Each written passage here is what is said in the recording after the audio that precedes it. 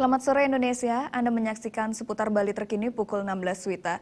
Pemirsa, masyarakat khususnya kalangan orang tua kerap memaksakan anaknya menempuh pendidikan di sekolah tertentu yang diminati meski sekolah tersebut sudah menerima siswa melebihi daya tampung atau kuota. Kondisi seperti itu cenderung terjadi pada pendidikan sekolah dasar.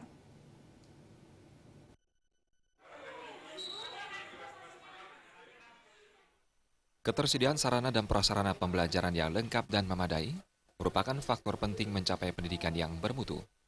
Hal itu pula menjadi pertimbangan kalangan orang tua untuk menyekolahkan anaknya di sekolah berkategori favorit dan memiliki fasilitas tersebut. Bahkan orang tua rela melihat anaknya belajar dalam ruang yang kecil dengan kuota siswa yang berlebihan. Itulah persoalan yang dihadapi pemerintah daerah. Kepala Dinas Pendidikan Pemuda dan Olahraga Provinsi Bali, Tia Kusumawardani mengatakan, ketersediaan ruang belajar di setiap sekolah dipengaruhi oleh banyaknya jumlah siswa. Pihak Disdikpora selalu mengupayakan pengadaan ruang belajar yang selayaknya agar proses pembelajaran berjalan efektif. Benturannya pada saat di lapangan ternyata dukungan sarana prasarana yang terbatas, artinya jumlah ruang kelas yang terbatas. Memang kalau kami melihat dari sisi kacamata provinsi, ini kan adanya di kabupaten kota ya. Kebijakan dari Kemendikbud, kalau memang terhadap keberadaan sekolah yang memang ternyata target kita, anak ini harus dapat sekolah. Nah ini yang diupayakan di 2 shift.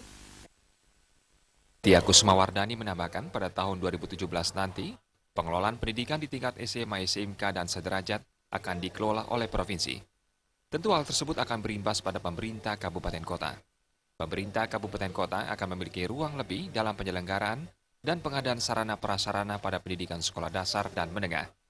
Nantinya, pemerintah kabupaten kota akan mampu menyediakan ruangan tambahan untuk proses pembelajaran. Meriantika dan Bayudi, Bali TV.